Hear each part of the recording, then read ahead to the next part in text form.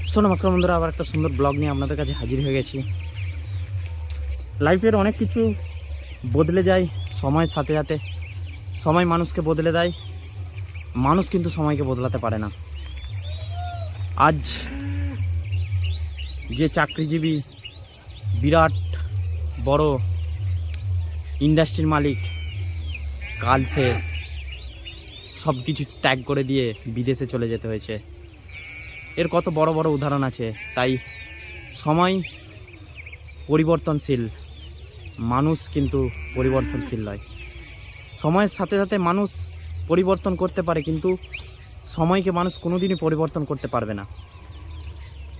জীবনের প্রচুর চাওয়া পাওয়াটা একটা নির্দিষ্ট সময়ে আসে এবং সময়ের মধ্যেই সেটা রয়ে যায়।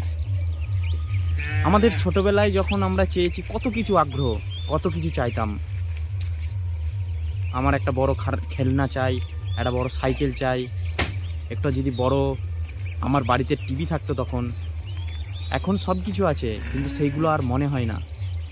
সেইগুলো তখন আমাদের বেসিক চাহিদা ছিল, প্রচুর চাহিদা। এখন সেই চাহিদাগুলো আমাদের কাছে কিছুই নয়, তুচ্ছ হয়ে গেছে ওই সময়ের সাথে সাথে।